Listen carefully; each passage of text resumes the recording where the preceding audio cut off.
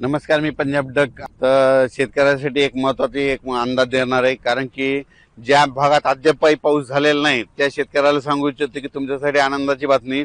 आजपासून ते 8 जुलैपर्यंत तुमच्यामध्ये राज्यात सर्वत्र सगळीकडे जोराचा पाऊस पडणार आहे, म्हणून हा अंदाज लक्षात घ्यायचा. म्हणजे आज बऱ्याच भागामध्ये सांगायचं झालं तर विदर्भामध्ये 11 जिल्हे, वर्धा, नागपूर, भंडारा, गोंदिया, चंद्रपूर, यवतमाळ, अकोला, वाशिम, हिंगोली, अमरावती, बुलढाणा या आज मात्र बऱ्याच भागामध्ये जिथं पाऊस पडला नाही ते भागात देखील पडणार. पण 8 तारखेपर्यंत मात्र सगळीकडे पाऊस पडणार आहे, म्हणून हा अंदाज विदर्भातल्या सर्व शेतकऱ्यांना लक्षात घ्यायचा. 8 तारखेपर्यंत सगळीकडे पाऊस पडेल आणि सगळ्या विदर्भात शेतकऱ्याची पेरणी होणार आहे, म्हणून हे शेतकऱ्यांनी अंदाज लक्षात घ्यायचा. त्याच्यानंतर मराठवाड्याकडे देखील हिंगोली जिल्हा, नांदेड जिल्हा, परभणी जिल्हा, लातूर जिल्हा, धाराशिव जिल्हा, संभाजीनगर, जालना, बीड या परभणी आणि मराठवाड्यातल्या शेतकऱ्याला सांगू इच्छितो की आज देखील दुपारनंतर 3-4च्या नंतर मराठवाड्यामध्ये सगळ्या जिल्ह्यामध्ये जोराचा पाऊस पडणार आहे. दररोज वेगवेगळ्या भागात पडणार आहे. 8 दिवसामध्ये सगळीकडे पडून जाईल. जे वंचित राहिले ते 8 दिवसामध्ये त्या वंचित भागात देखील पाऊस पडेल आणि त्या शेतकऱ्याची पेरणी होणार आहे, म्हणून मराठवाड्यातल्या शेतकऱ्यांनी हा अंदाज लक्षात घ्यायचा.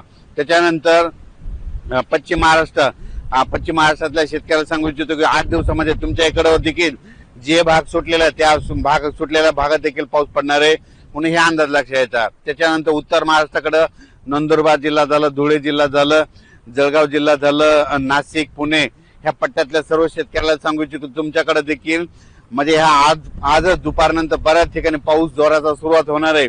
पण 8 दिवस मात्र 8 जुलैपर्यंत मात्र खूप जोरात पाऊस पडणार आहे, म्हणून हा अंदाज लक्षात घ्यायचा.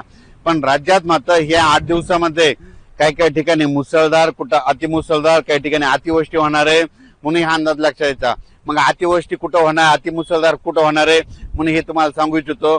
सर्वप्रथम मुंबईकरांनी हा अंदाज लक्षात घ्यायचा आणि सतर्क करायचं. मुंबईकडं म्हणजे 8 जुलैपर्यंत जोराचा पाऊस पडणार आहे, म्हणून मुंबईच्या जनतेने सतर्क राहावे. पुण्याकडे देखील खूप पाऊस पडणार आहे. अहिल्यानगर जिल्ह्यात देखील ह्या म्हणजे 8 दिवसामध्ये अतिवृष्टी होईल, काही ठिकाणी मुसळधार पाऊस पडणार आहे.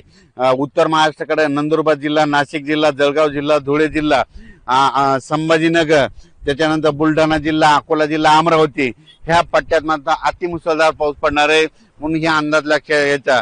आणि तुम्हाला सांगू इच्छितो शेतकऱ्यासाठी एक आनंदाची बातमी म्हणजे हे जे जिल्हे आहेत जवळपास 14 जिल्हे, नाशिक जिल्हा, मुंबई, त्याच्यानंतर मुंबईचे सगळे जिल्हे, त्याच्यानंतर अहिल्यानगर, नंदुरबार, धुळे, जळगाव, संभाजीनगर, बुलढाणा, अकोला, अमरावती ह्या पट्ट्यात मात्र अतिमुसळधार पाऊस पडणार आहे. त्या भागामध्ये जे छोटे छोटे तळे आहेत त्या छोट्या छोट्या तळ्यामध्ये पाणी येणार आहे, म्हणून त्यांच्यासाठी ही सर्वप्रथम आनंदाची बातमी.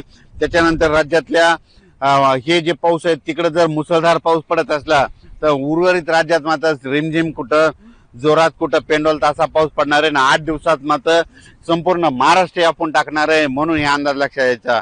ज्या शेतकऱ्याच्या शेतामध्ये जर वापसा असेल, ईदभर ओल असेल तर तुम्ही तुमच्या पेरणीचा निर्णय घ्या, कारण की 8 दिवस राज्यात चांगला जोराचा पाऊस पडणार आहे, म्हणून हे शेतकऱ्यांना लक्षात घ्यायचं.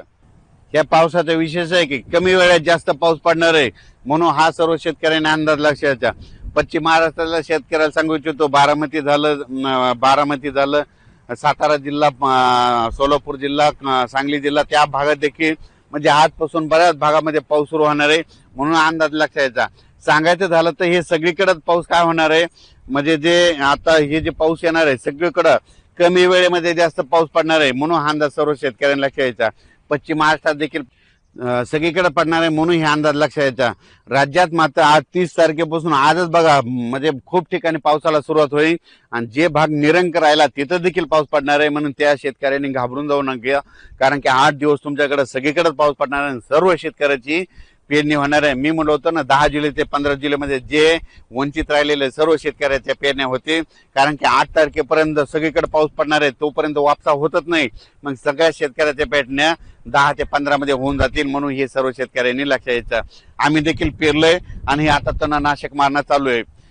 तणनाशक देखील मारणं सुरू आहे आणि आमच्या पेरण्या संपूर्ण झालेल्या जवळपास 18 एकर सोयाबीन पेरणं झालं. कापसं देखील उगवलेले पाहू शकता, आमच्या गाड्या धूळ पेरण्याचे कापसं देखील निघालेले इथं. हे 30 जून ते 8 जुलैपर्यंत जे पाऊस पडणार आहे त्यामध्ये शेतकऱ्याचं नुकसान देखील होणार आहे, कारण की पाऊस खूप पडणार आहे, कमी वेळेत जास्त पडणार आहे. म्हणून काय होईल, वड्याकाठचे जे शेत आहे ते घासाघाशी होणार आहे, बांध फुटणार आहेत, कारण की पाऊस जरा जोरात आहे. म्हणून हे अंदाज शेतकऱ्यांना लक्षात घ्यायचं. आपल्या पाळीव प्राण्याची काळजी घ्या, पशुधनाची काळजी घ्या.